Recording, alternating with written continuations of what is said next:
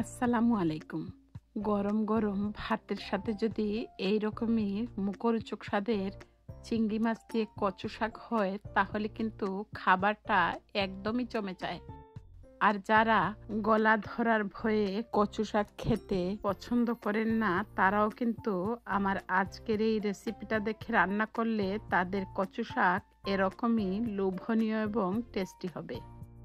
তো আশা করছি বরাবরের মতো আমার আজকের এই কচু শাক রান্না আপনাদের কাছে খুব বেশি ভালো লাগবে।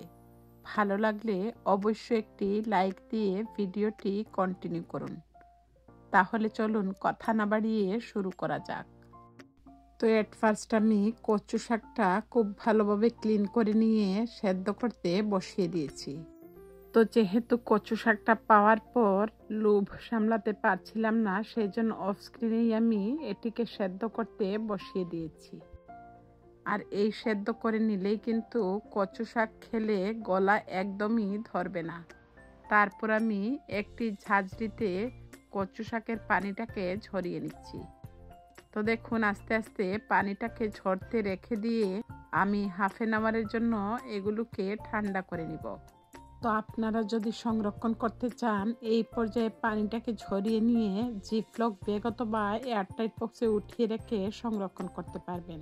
তো যেহেতু আমার তরসই ছিল না সেজন্য আমি হাফ কাপের মতো তেলের মধ্যে প্রথমে হলুদ দিয়ে দিলাম হাফ চা চামচ এবং লবণ দিয়ে দিলাম আবারও হাফ চা চামচের মতো। প্রথমে আমি চিংড়ি মাছগুলোকে ভেজে নিচ্ছি।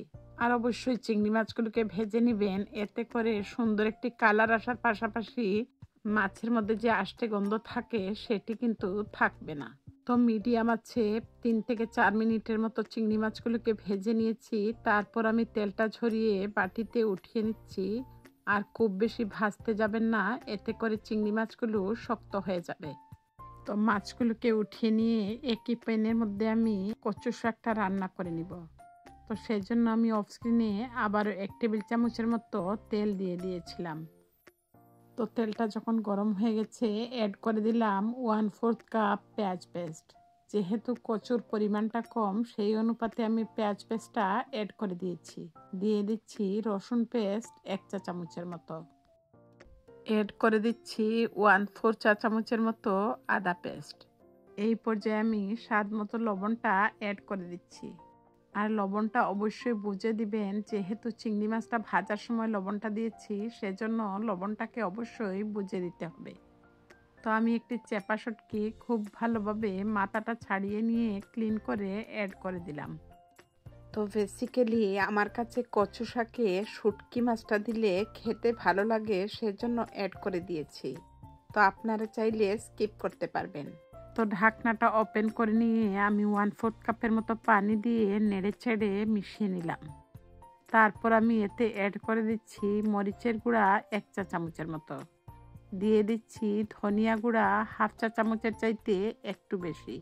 এরপর আমি হাফ চা চামচ হলুদের গুঁড়া অ্যাড করে দিয়েছি। আর অবশ্যই পাউডার মশলাটা অ্যাড করার আগে কিছুটা পানি দিয়ে দিবেন যাতে মশলাটা পোড়া লেগে না যায়। তো আমি ঢাকনা দিয়ে ঢেকে রান্না করব 2 মিনিটের মতো যাতে তেলটা ভেসে আসে। ফিরে আসলাম 2 মিনিট পর। এবারে আমি পানি ছড়ানো কচু শাকটা অ্যাড করে দিচ্ছি। তো কচু শাকটা দেয়া হয়ে গেলে আমি কাঠির সাহায্যে নেড়ে চেড়ে মিশিয়ে নিচ্ছি যাতে কচু শাকের ভেতর পর্যন্ত মশলাটা খুব ভালোভাবে ঢুকে যায়। তো এই পর্যায়ে আমি চুলার আঁচটাকে লো টু মিডিয়ামে করে রান্না করে নিব। তো দিয়ে দিচ্ছি 3 থেকে 4টি কাঁচামরিচ। তো কাঁচামরিচগুলোকে আমি ফালি করে কেটে নিয়েছি। তো যেহেতু কচু শাকে কোনো পানি ব্যবহার করব না সেজন্য লো টু মিডিয়াম হিটে 5 মিনিটের মতো জাল করে নিয়েছি। তো দেখুন কচু শাকের ভেতরের পানিটা দিয়ে কচু শাকটা কিন্তু অলমোস্ট রান্না হয়ে গেছে। তো আপনারা চাইলে কিন্তু এই পর্যায়েও খেতে পারবেন। তো আরও বেশি টেস্টি করতে আমি অ্যাড করে দিলাম আগে থেকে ভেজে নেওয়া চিংড়ি মাছগুলো।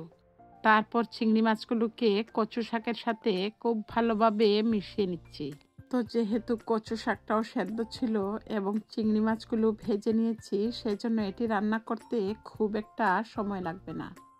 তো লো আছে আমি আবারও 2 থেকে 3 মিনিটের মতো রান্না করে নিয়েছি। আর দেখুন কচু শাকের পানিটাও কিন্তু শুকিয়ে গেছে।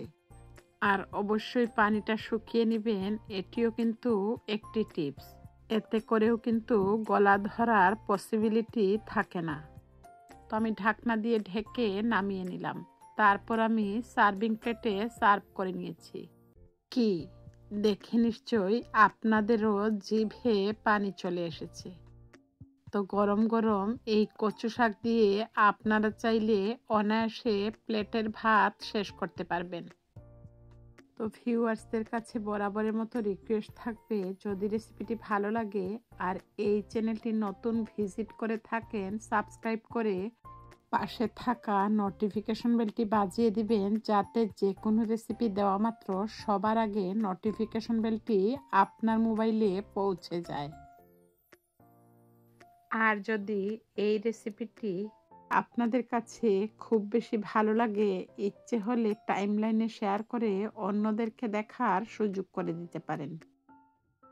তো নেক্সট রেসিপি অথবা ব্লগ দেখার আমন্ত্রণ জানিয়ে আজকের মতো আপনাদের সবার সুস্থতা এবং মঙ্গল কামনায় বিদায় নিচ্ছি। সবাই ভালো থাকবেন, সুস্থ থাকবেন, আর আমার এই ছোট্ট চ্যানেলটিকে এগিয়ে নিয়ে যেতে আমার চ্যানেলটির সঙ্গেই থাকবেন। আল্লাহ হাফেজ। আসসালামু আলাইকুম।